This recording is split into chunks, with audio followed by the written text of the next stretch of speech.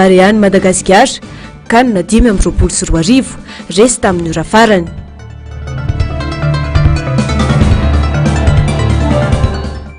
Vakiboky miamtotongana amin'ny fahampitehana.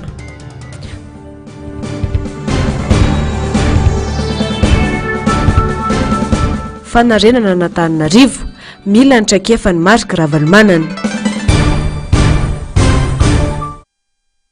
Arivan'ny zoma fa enina ny volana septambra taona 2024 manatra ny fiarabanana tompo kilasy sy tompo vavy tonga soa atao anatin'ny fotoanan'ny fampahalalam-baovao eto amin'ny fahitalavitra MBS asaina empanajana ianao anaraka ny fampahalalam-baovao hatramin'ny farany. Ny fanehoan-kevitra mahakasika ny zavatra nitranga tetsy Behoririka ny alarobia lasa teo no isantarantsika ny fampahalalam-baovao amin'izao hariva izao satria manana andraikitra feno manoloana ireny tranga tamin'ny alarobia lasa teo ireny ny voamera maleo tena misana ny fifidianana fa tsy tokony hiala-andraikitra hoy ny antoko MFM. Misy ny lalàna mifesy sy manery ny antoko politika na tsy ao anatin'ny fifidianana aza ka tokony ajaina. Tokony hitovy avokoa ny fitondrana ireo antoko politika manoloana io lalàna io. Taratry ny fitanilana sahady ny zavatra niseho tetsy amin'ny Makro Behoririka iny hoy hatrany teo anivony MFM. Fanadiadiana eo amin'ny sary sindatsary ny tahiriny. Endrika fanaparam-pahefana no niseho ny alarobia teo na tsy fanompo-pivavahana aza dia andraikitra feno omeny lalàna ny antoko politika ny manao fivoriana indrindra ho fanabeazana sy fampitam-baovao eo amin'ireo mpikatroka ao aminy ka tsy tokony isy ny sakana atao amin'izany hoy ny teo anivony antoko MFM. Raha ny tokony ho izy tsy mila manao fangatahana alalana izany fa fampahafantarana ihany no atao indrindra fa hoe resaka fiatraina fifidianana no ataon'ilay antoko na mpanao politika. Mahagaga ny valiteny nomeny Seny milaza fa tsy ho mahefa momba iny tranga iny hoy ny MFM. Kanefa rafitra tokony amory ireo tompon'andraiki-panjakana rehetra mba ho ampatsiahany fahalalana sy ny fitovian-jony ireo antoko politika rehetra tsy ankanavaka. Dia misy mamory vahoaka zay verina fa adidiny zay mialohan'ny firotsahany ovidina na ataontsika hoe fivavahana no ataony na ataontsika hoe famorina ny mpikambana manerana ny faritra misy azy. Dia eo koa le lalàna zany mametraka hoe famaninana tsy maintsy hoe any amin'ny préfet ve zany manapaka an'izay zavatra zay fa raha eo amboribory tany voalohany tokony hita fantatra ihany fa taratasy hoe mampafantatra fa amory ny antoko politika zay dia mametraka fampifantarana fotsiny zay. Reny ny valiteny hitantsika hoe incompétent nefa mikarakara fifidianana dia ohatry ny ahoana aloha zany ny mety ho fandraisana andraikitra ataony raha misy zavatra miseho mikasika ny fifidianana ohatran'io. Le izy marina fa hoe raha ny antoko politika le izy raha ny antoko politika fa na izany aza ifankatokatoky ny fanomanana ny fifidianana antsika zao tsy tokony valiteny ohatran'ireny zany napetrany hoe incompétent fa mety azony atao na mpiantso ny tompon'andraikitra rehetrarehetra sy ny mpanao politika dia mifanazava indray mikasika an'izay rehetrarehetra zay fa tsy tonga dia mametraka fotsiny hoe incompétent zay amin'ny zavatra nataon'ny mpanohatra moa zany na ny mpifaninana amin'ny fifidianana. Misy zavatra miseho zany dia ohatr'izay foana ve satria tokony anjaran'izany any miantso ny mpanao politika hoe mahazo alalana ianareo fa zao ny fipetra tokony tsy maintsy raisina. Tsapa ny fitanilana amin'ny fahalalana famorina olona eto amintsika ho an'ireo samy antoko politika. Tsy vahaolana intsondry ny fanaovana izany manoloana ny fahapotehan'ny firenena ho hiatrany teo anivony MFM. Tokony hitovy ny rehetra manoloana ny lalàna fa tsy rehefa antena no misioka dia voromanga fa rehefa ny hafa kosa dia lazaina fa vorondolo. Adila politika asehon'ny mpitondra tahaka ny teo ireny ihany no isan'ny mamotika ny firenena. Izay ngono irosotsika tanteraka ao anatin'ny vaovao manodidina ny tontolon'ny fifidianana no asarotona ny fikarakarana ireo antota-taratasy firotsahako ovidiana ho an'ireo maniry ovidiana ho ben'ny tanàna ho ireo mpisehatra ara-politika. Sakana ho an'ny demokrasia nefa ny tsy fanamoran'ny fanjakana izany hoy ny kandida iray nitondra ny fanehoan-keviny momba ny fikarakarana ny antota-taratasy firotsahako ovidiana. Sary sindatsary ny tahiriny aina hatrany. Taratasy telo amin'ireo 5 takina no tena manahirana ireo kandida mpirotsaka ho fidina ho ben'ny tanàna. Eo ny fakana ilay taratasy fizakana zoam-pirenena izay itakina ny kopian'ireo ray aman-dreny izay mety efa maty ny ankamarony. Ny bileta laharana fahatelo izay tsy maintsy itakina ny kopi lava ary eo ny taratasy ketra. Tsy ireo kandida eto andrenivohitra ihany no mitaraina momba izany fa indrindra koa ireo kandida any ambanivohitra. Tony ninana sarotiny ny fahazahoana ireo taratasy ireo hoy ny kandida mpirotsaka ho fidina iray androany raha nijoro ho vavolombelona. Bulletin numéro 3 zao raisiko ohatra zay dia ratsy lay takelaka avy amin'ny bulletin de naissance an'le ray aman certificat de nationalité zay zany hoe ratsy lay takelaka ny bokim-pianakaviana na le ray aman-dreny kopian'ny ray aman-dreny tany aloha zay efa maty tsy fantatra tsony zany misy azy mitakina amin'izao fotoana zao anatanterahana an'izy. Ahoana moa zany mikarakarahan'le olona zay efa lasa mahamandry ny ray aman-dreny izy konko mety tsy nisoratra tamin'izany fotoana zany dia sahirana zany amin'ny fikarakarana. Iny certificat de nationalité bulletin numéro 3 lay copie lava zany na le acte de naissance dia tsy maintsy intégral izy iny. Rehefa tsy zay zany dia tsy manaiky koa ny ary amin'ny fitsarana.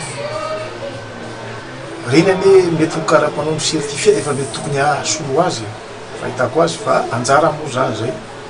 Misavoritaka be koa ny momba ny taratasy araketra izay itakina vola ambony apanga amin'ireo mpirotsaka ho fidina raha ny angom-baovao. Tsy katra hoy ny fanazavana fa to inina apetraka ny sakana ho an'ireo olom-pirenena te hirotsaka sy hitondra ny anjara birikiny amin'ny fampandrosoana ny commune misy azy. Mety amin'ny etrandray état de 111 bis savoritaka ihany zany ny vola aloha tao anatin'le izy hoe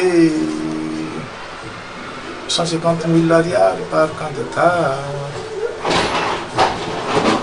tamin'ny députation teo izy ho an'le tsy miasa zany ho an'le tantsaha izy na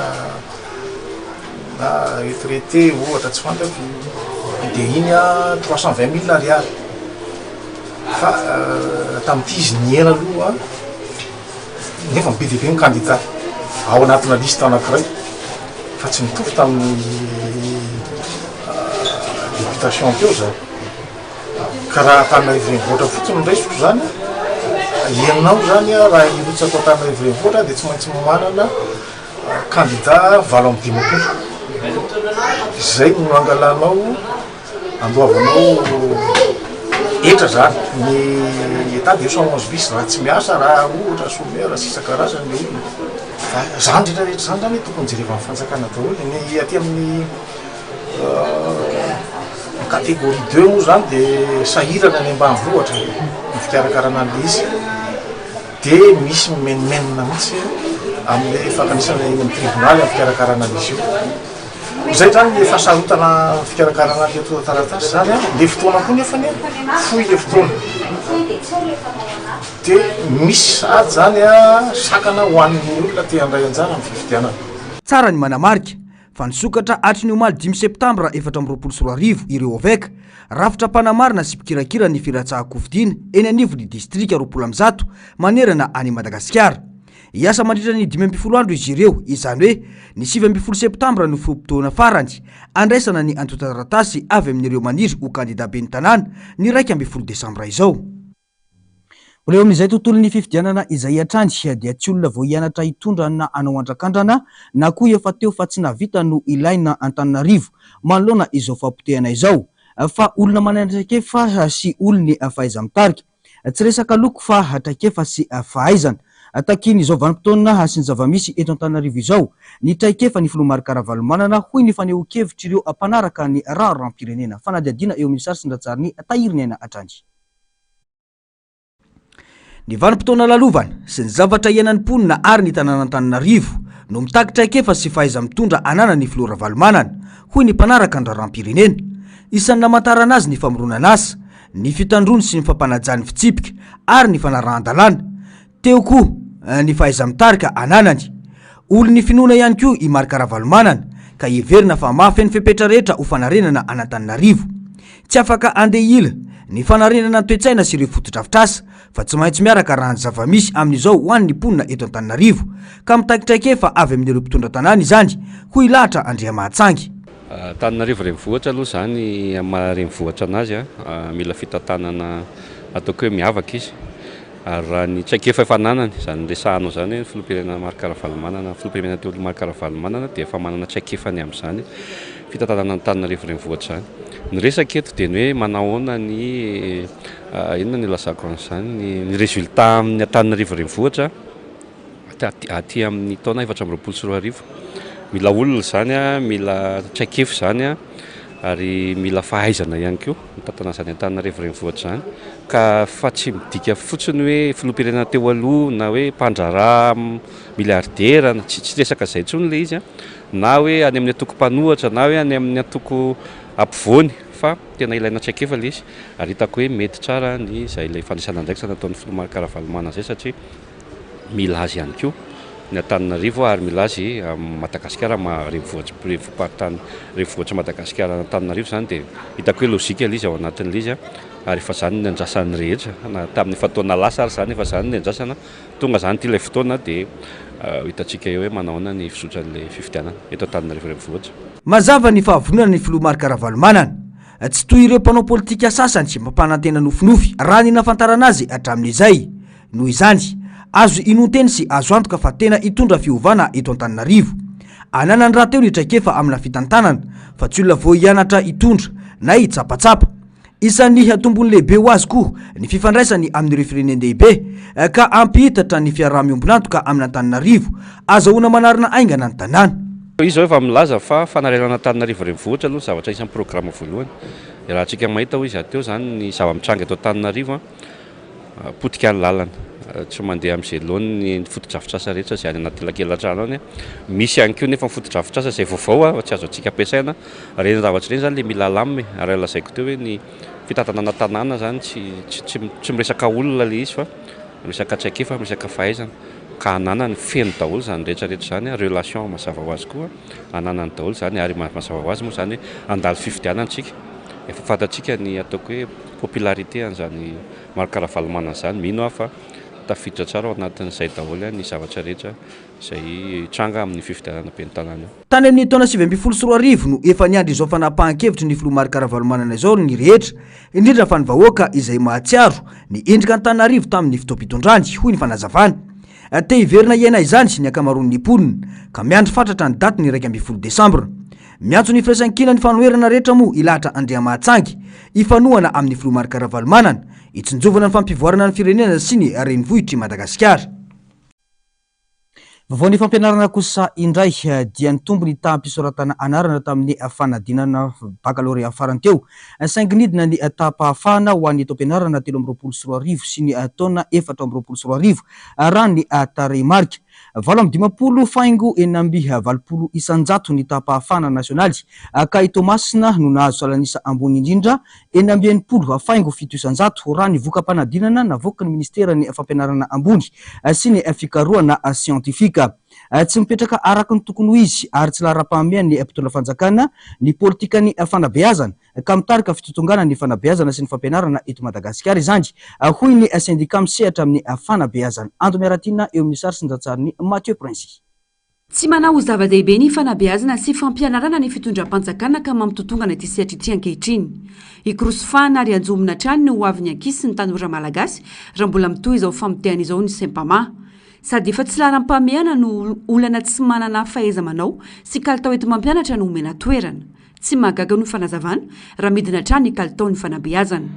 Hitantaratra any amin'ny vokam-panadinana izany. Ome olona manam-pahaizana ny fitantanana ho ny fianamafisina ny Sempama. Azo eritreretana ve zany hoe secrétaire général tena poste technique zany nefa hoe pahalalana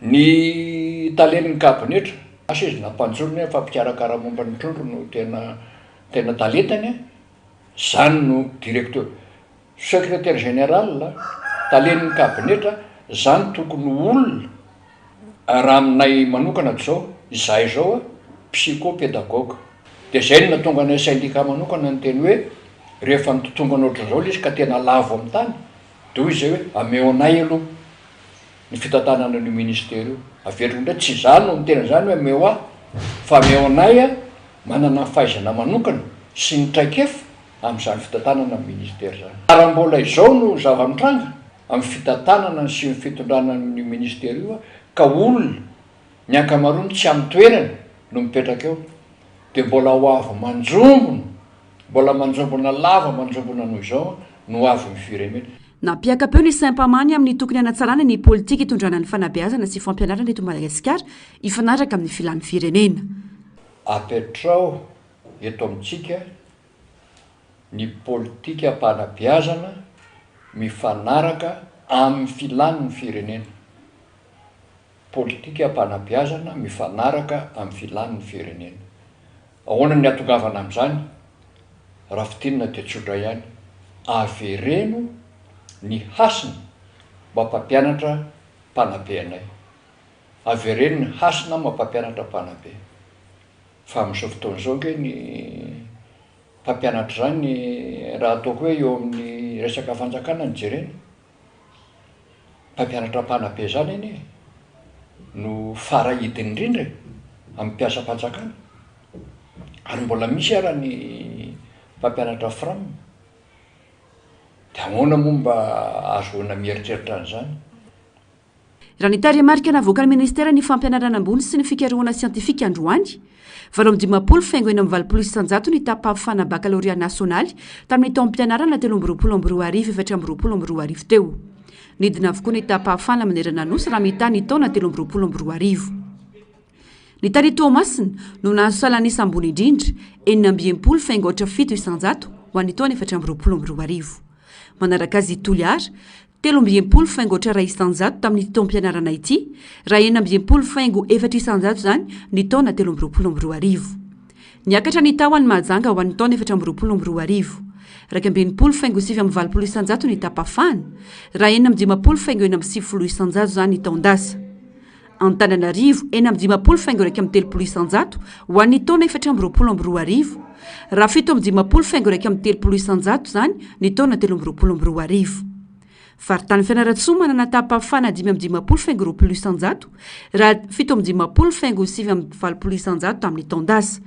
ary nidina 13 faingo 20 isanjato kosa ny tapafana tao Antsiranana raha 9 faingo 13 isanjato zany ny taom-pianarana 13 ho an'ny bakaloria sokajy teknika sy ny fanafanana arakasa kosa dia nahita pitombona ny tapafana 7 faingo 15 isanjato raha 7 faingo 13 isanjato zany tamin'ny herintaona mbola eo amin'izay tontolo ny fanabeazana izay hatrany dia tsy mionona fotsiny amin'ny fanoratana boky fa manana anjara raikitra goavana amin'ny fanitsiana sy ny fanabeazana ny fiarahamonina ary ny firenena ny poety sy ny mpanoratra malagasy tsy manana fahefana anakana na andrara ny mpanoratra fa kosa mitondra fomba fijery sy fitsekerana hoy ny fanazavana nentin'ny filohan'ny fikambanan'ny mpanoratra sy ny poety malagasy mbola ady goavana ihany koa no atrehan'izy ireo amin'ny asa no ny poeta sy ny mpanoratra mbola miato tena eto amintsika fanadihadiana tsy misy sekoly manokana mampianatra sy manefy olona iray ho lasa mpanoratra na poety eto amintsika talenta ny fahaiza manoratra saingy misy kosa ireo fikambanana natao hanamafisana sy ampivoarana ny fahaiza manoratra manana anjara andraikitra amin'ny fanabeazana ny mpanoratra afaka minefy ihany koa ny fiarahamonina amin'ny alalan'ny asa soratra izy ireo izy mijany eo ny fitsekerana fa tsy fanakianana fa ny fisidiranao fikambanana no manatevina sy mandrary ho tsara ny fahaizanao manoratra ka io moa zany amin'ny asa soratra ny asa soratra malalaka ny mpanoratra malalaka mpamorona dia anjarany tsirairay anjaran'ny mpanoratra tsirairay fa izay tsy manana fahefana mihitsy anakana na andrara fa ny ataonay dia mitsikera satria izany koa tsy ampy eto amintsika mipahay tsikera tsy fanakianana na fa fitsikerana samy hafa izay fa ny fitsikerana mantsy fanaovana fanadihadiana fa makafakana dia filazanany tsy mety ary filazana ny tolo-kevitra miamitotongana makany amin'ny fahampotehana ny lanjan'ny famakina boky eto Madagasikara na izany aza nefa manao ny fomba rehetra ny mpanoratra anarina izany sy anamafy ny fahafahany rehetra ho tivakiboky izay antoko ny fampandrosoana amin'ny alalan'ireo hetsika samihafa. Dia manao zay afaka izay amin'ny tontolo manodidina anay fa tsy afaka ny salovana ny asany sasany satria raha ny sasany zao mety hoe vary miditra ambavany enay ny olona fa tsy zany teny malagasy zany ny rano tsy mandeha ny jiro tsy mandeha iny iainany rehetrarehetra fa ho anay zany dia tontolo manodidina anay ny asa soratra ny hay soratra malagasy dia ny fampitesanay ny olona. Mbola lavitra ny lalana ho an'ny poety sy ny mpanoratra malagasy ary mbola izaka goavana miandry ny tsiraray ny amin'ny velarina ity kanto ity hatramin'izao mantsy saika mianto tena avokoa ny ankamaroan'izy ireo tsy mijanona amin'ny fanoratana fotsiny fa miasatra amin'ny fanontana ny boky.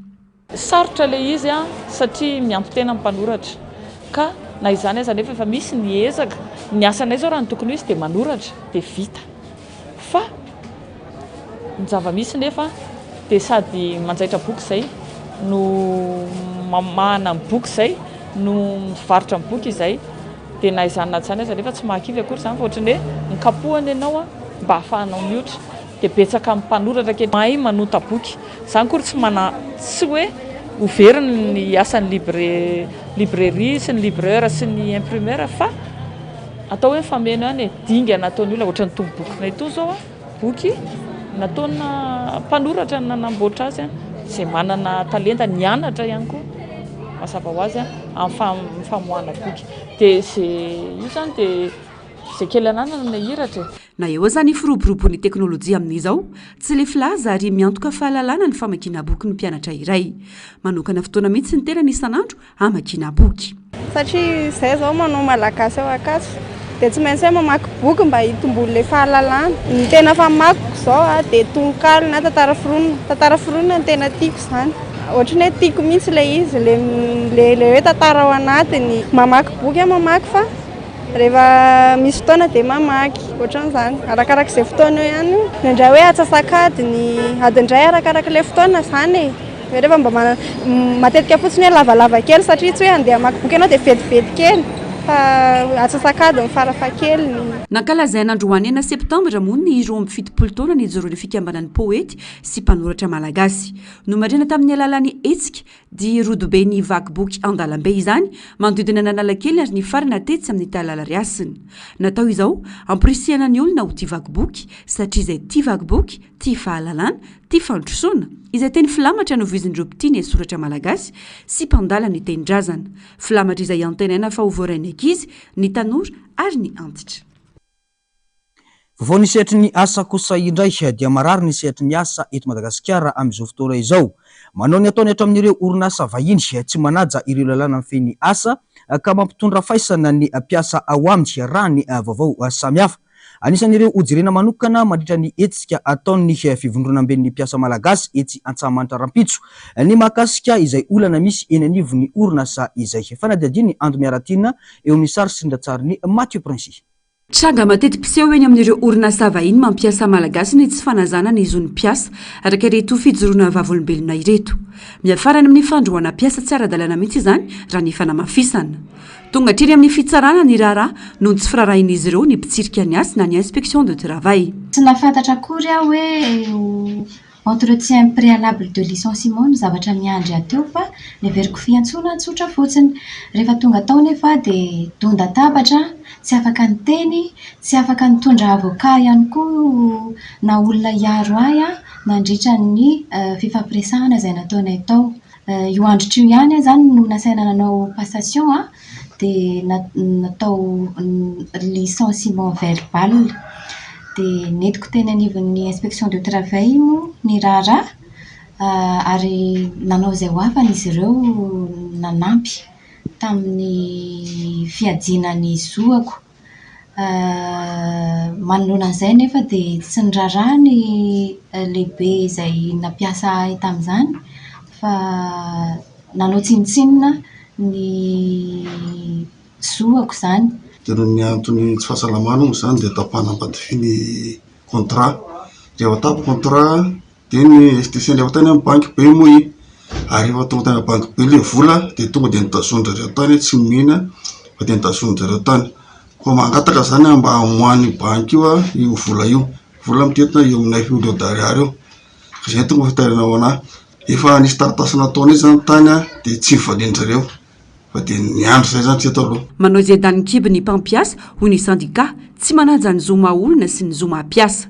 Misy anefa ireo andin-dalàna tokony ho ampiarina tokony ho arahina mifanaraka amin'ny zava-misy eny anivon'ny orinasa. Dia tsy mitovy amin'ny fandroana akoho mihina tapimbary ale osy de mandeha fa misy dingana zany hoe procédure tsy maintsy arahana araka le teneniny teo moa zany tsy afaka ny aritena le mpiasa. Faharoa ny fandroana koa zany a de misy antony mazava mitombona sy mary mifanaraka amin'ny règlement intérieur. Zany hoe donda tabatra zany tompoka zavatra fihetsika de tsy azo akena zany any amin'ny code pénal zany de ny faiziny code pénal. Faharoa mbola idinao anatin'ny efitrano anankiray le mpiasa. Zany hoe zany efa mahasasa zany le mpampiasa eto amintsika satria mietrehitra izy hoe vola no manjaka eto Madagasikara ary ny fahefana no manjaka eto Madagasikara fa tsy ny rariny ary tsy ny lalàna. Ny antso zany zay ny tompony andraikitra ny manam-pahefana tompony andraikitra moa misy zany fa le mandray andraikitra no ohatrany tsy de misy loatra eto Madagasikara. Zany hoe raha miteny an'izany tsika de ohatrany hoe zavatra normal zany ataony vahiny rehefa tonga eto Madagasikara. Anatanteraka etsika goavana eny Antsahamanitra ny fivondrona be ny mpiasa malagasy raha mipitso sabotsy raha ny vaovao. Fotoana fany rehetra maneho ny olana misy sy mitranginy amin'ny orinasa ka mety andraisana fepetra sy vahaolana mahakasika izany. Mbola amin'izay tontolo ny asa izay atrany dia ny sorona avokoa ireo sora-baventy nanoloana ny vavady ny fofifaha taorian'ny fampiresana tamin'ireo ray aman-dreny heverin'ireo mpiasa fa afaka anatanteraka ny fitakiny dia ny fanesorana ny tale generaliny. Fanapahan-kevitra izay noraisina taorian'ny fivoriam-be nataon'izy ireo omaly izany. Nilaza mantsy ireo tompony andraikitra nandritra ny fampiresana natao fa tsy hitazam-potsiny ny olana iainan'ireo mpiasa izy ireo. Hotohizana amin'ny endriny hafa kosa ny fitokonana manomboka ny alatsinainy ho avy izao raha ny vaovao. 7 andro izay nanaovan'ny mpiasa fitakina mbola tsy nisy ny vahaolana mivaingana. Ratsy aivina nanomboka nitokona ny mpiasa ny fofifaha ny 2 Aogositra lasa teo nitaky ny fialany tale generaly. Ambaran'ireo mpiasa fa tsy mahafehy fitantanana ny raharam-panjakana ny tale generaly. Eo ihany koa ny fitakina fandoavana ny tambokaraman'ny mpiasa. Fitokonana izay iantraika mivantana amin'ny fampandrosoana ny tontolo ambanivohitra. Tsy neto Antananarivo ihany ny voakasiky ity tranga ity fa ny fofifaha any Tomasina Sambavy Antsirabe. Mpiandrara avokoa araka izany no manao ny asa amin'izao fotoana izao. Vaovao ny finoana kosa indray dia nisokatra nanomboka ny maraina teo ny fankalazana ny jobily volafotsy ny mpitandrina Noroary Velo Veronika Rasoafaramalala eo anivony FJKM manamotana. Fitoam-bavaka lehibe no nanokafana izany ny maraina teo ka nitarika izany ny filohan'ny synod-party Andrefana. Antso ary asan'Andriamanitra ny mahampitandrina fa tsy fihetseham-po fotsiny. Endao raha tsika ny fanadihadiana. Nanako ako ny ira fiderana sy fisaorana an'Andriamanitra teto amin'ny FJKM manamotana androany. Ivon'ny fankalazana ny jobily volafotsy ho an'ny mpitandrina Noroary Velo Veronika Rasoafaramalala mivady. Jobily fa 20 taona na mpitandrina azy. Nitarika ny fitoam-bavaka ny filohan'ny synod-party Andrefana izay nanamafa fiavozana sy fakana hery vao amin'ny asan'Andriamanitra ny jobily volafotsy tahaka izao. Ka amin'ity an'ity noho izany dia zava-dehibe tokoa ary mifototra ratsolaka masina ny atao hoe jobily volafotsy 20 taona na mpitandrina izay anehoana indray sy anavozana indray ny fanoloran-tena hoentina hiatrehana misimisy kokoa antsina ny lasa rehetra ary anamafisana kokoa ny fanoloran-tena amin'ny lafiny ara-batana, amin'ny lafiny ara-tsaina, amin'ny lafiny ara-panahy. Ny tena mampiavaka an'ity an'ity dia hitantsika tsara ny fiangonana atao ny synod-party Antananarivo moa tsika. Hitantsika tsara ny fiangonana fa manefy ny hafa rehetrarehetra ary mampisokatra kokoa ny fanampony kristianina ny fanatanterahana ny jobily tahaka izao. Isan'ny tsangambaton'ny komity mpikarakara ny jobily ny fanolorana tany anorenana trano ho an'ny mpitandrina izay kinasa atolotra ny 15 Desambra. Fotoana izay amaranana ny jobily. Tsy voafetra amin'ilay tenenay 300 metra tora-droana fa raha mahazo mihoatra zay ny tena fanirinay amin'ny zavatra tsara mendrika ny mpitandrina izany raha ny 13 taona fotsiny fiaraha-miasan'ny namotana zany efa betsaka be izany. Tena antson'Andriamanitra no mahatonga ho mpitandrina fa tsy ambopo fotsiny. Araka ny fijoroana vavolombelona nataony ity mpanompon'Andriamanitra ity. Betsaka ireo asa no eritreretina atao raha ny fanazavana saingy nisy ny antso ka nahatonga azy amin'izao dingana izao. Betsaka ny zavatra nanamarika tao anatin'ny asa fitandremana ho ihany ity mpitandrina ity. Rehefa be deabe ny atao hoe mietretina hoe ho asa atao efa tany amin'ny hoe anao sage-femme sy ny karazany dia teny teny an-dalana rehetra teny zany dia hitanao mihitsy hoe misy antso ao anaty ao dia misy fantosirana anaty zany tsy manana fiadarana be deabe zany ny zavatra efa atao hoe nanamarina teny hoe zany Jesosy manompo anao hoe zany tsy miala aminao hoe fa ohatrany hoe le manao mpitandrina ny tena ohatrany hoe natahorako zany tsy ohatra moa zany fa natahorako hoe dia mandra-panaiko aloha zany dia tsy manam-piadarana mihitsiny dia ohatrany hoe zay zavatra hitra ataoko dia tsy misy fahombiazana dia nanaiky dia niditra tamin'ny nanao concours moa zany hidirana ho mpitandrina dia tafiditra somatsara. Raha ny fantatra moa dia ny 15 Desambra izao no amaranana ity jobily volafotsy ity. Itoy rampitso ny fankalazana, izy koa ny fampivavahana lehibe arahana sakafo piraisana ho an'ny mpianakavy ny finoana ny alahady ho avy izao. Vaon'ny fiangonana fanatanjahantena kosa indray dia lavy teo anatrehan'ny Aigle de Carthage ekipan'ny Tunisie alina ny barean'ny Madagasikara. Lalao mandroso nampiatra noho ny ekipa tunisiana ny ekipa pirenena malagasy no sady lalao voalohany tsy ho an'ny ekipa malagasy amin'izao fifanitsanana iadina ho an'ny CAN 2024 izao. Maro ireo lesoka mila arena araky ny fahitana ho an'ny lalao omaly ary mbola tsy tapitra arak'izany ihany koa ny ady ho an'ny barean'ny Madagasikara raha ny faneho-kevitra sitraka raha tovina Ambintso sy Andra Kotomalala no mitondra amintsika ny antsipriana izay. Niondrika teo anatrehan'ny ekipa tunisiana ny ekipa pirenena malagasy tamin'ny salanisa ireny no ohatra baolina matin'ny sasi teo amin'ny fehepitoana fanampiny ekipa goavana efa nandray anjara inefatra tamin'ny fiadinany amboary eran-tany Tunisia. Hita kosa nefa ny fiezahana sy fahavononantsaina ho an'ireo mpilalao malagasy teny an-kianja. Voatanatra ny amin'ny 90 minitra ny lalao fa teo amin'ny 7 minitra no natafiditra baolina ny ekipa tunisiana ka nampivadika tanteraka ny salanisa izany. Lesoka teo amin'ny vodilarana malagasy no antony nahatafidiran'ny ekipa tunisiana ny baolina fa eo ihany koa anefa ny fanafiana tsy lavirary ka matetika mahaverin'ny baolina hoy Patrick Elia mpamakafaka baolina kitra iray. Mbola misatrana nefa ny fanantenana ho an'ny barean'ny Madagasikara amin'ity lalao ity, lalao izay fifanitsanana ho an'ny CAN 2024 ary ho fanarenana ireo lesoka vita teo aloha.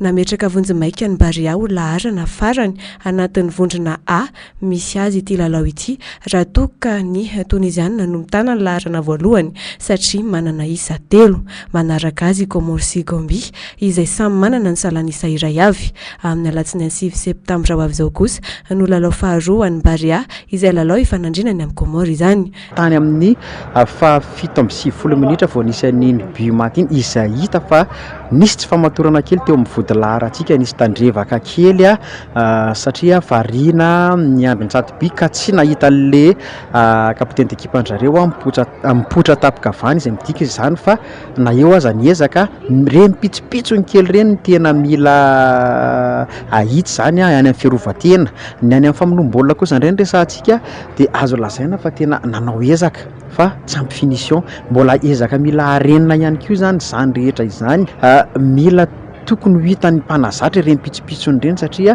raha ny fandrafetana ny ekipa ny fiantsoana joueur avy any ivelany ny composition azo lasaina tsy misy kianina hita fa mety fa any amin'ilay pitsopitsony ohatra ireny be da be ny occasion antsika nisy efatra tany amin'ilay finition antsika no hita hoe nisy lesoka kely. Tena azo arenina tanteraka mihitsy araka ny teneniko teo hoe mila jerena akaikany amin'ilay pitsopitsony kely indrindra ho afany amin'ilay finition famonom-baolina efa nahita zao tsika tao aorianan'ny Fanevema dia tsy nanana poste 9 tsika fa Rakim Abdallah sur la Poussin no mifandimby eo fa tamin'ity zany tsika tena nanana an'izay hoe poste 9 zay nanao an'ilay composition 4-4-2 ka any amin'ny famonom-baolina zany no mila arenina kely fa tena azo arenina tsara mihitsy. Na eo azy ny voka-dalao omaly izay nampisy lesoka sy nampiondrika ny Barean'ny Madagasikara iny dia hita sy japatrany fa nanana traikefa ny ekipa pirenena ary mahavelom-bolo ny ezaka natao. Mila arenina kosa nefa ireo lesoka mba hahazoana salanisa ambony indrindra tapakila ho an'ny CAN 2024. Ny arenina an'izay zany zao tonga dia mitady skoro amin'ny Comore aloha tonga dia mamono amin'ny Comore tanteraka mihitsy ny tena skoro dietavina zany zao dia fandresena mihitsy ny tena dietavina tanteraka amin'io tsisy resaka fa tonga dia premier rentrant tonga dia mamila manajorydany tsara foana zay ny tena izy tsara tena tsara mihitsy ary raha mitoirany ezaka reny a tena lasa lavitsika toa vony fotsiny nisy ohatran'ny banga kely ny afivony hatramin'izao ka tena mbola tsy very tokotsika manantena foana. Firenena maromaro no ifanintsana aty Afrika mba hirosoana amin'ny kanina 2024 izay atao any Maroc ny 1 Desambra 2024 ka hatramin'ny 12 Janoary 2024. Vondrona 12 ary firenena 27 no mpandray anjara manerana ny kontinanta afrikanina amin'izany.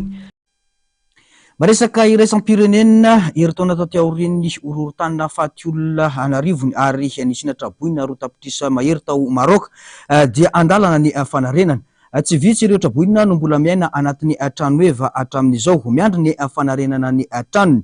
Marina fa eo ny fanampiana omen'ny fanjakana saingy tsy maraka izany raha ny fanadihadiana. Heritaona lasa izay ny sehona horontany goavana tany Maroc.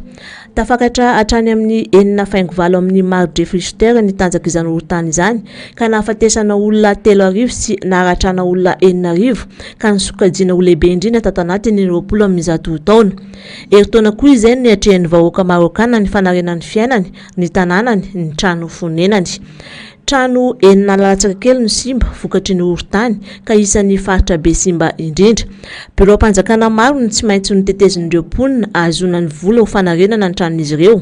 Ary ankoatr'izay dia nisy koa ireo nahazo fanampiana avy amin'ny gouvernemanta satria niato tamin'ny asany ankamaroany ary nisedra fahasahiranana. 400 ohatra ho an'ny sakafo ary eo amin'ny 7 hatramin'ny 400 euro ny tantsorika ho fanarenana ny trano. Andalana ny fanarenana, betsaka ireo vita fa maro koa ireo mbola miandry ao Maroc. Tsy vitsy ohatra ireo mponina no niaina tanatin'ny trano eva nandritra ny vanim-potoanan'ny ririnina tamin'ity taona ity. Tapitra ny fampalalam-bavoantsika tompolasy tompokivavy tamin'izao hariva izao mankasitraka anao nanaraka izany ny fandarana Global News no aranao aorian'izao fampalalam-bavao izao. Aorian'izay kosa dia ny fandarana dinika izay hovahin'ny fanira zafy manantany ao anatin'izany sy ny filohan'ny antoko HVM Andriamatoa Arivo Rakotovao. Ny sampana fampalalam-bavao kosa mametraka ny soavatsara tompolasy tompokivavy.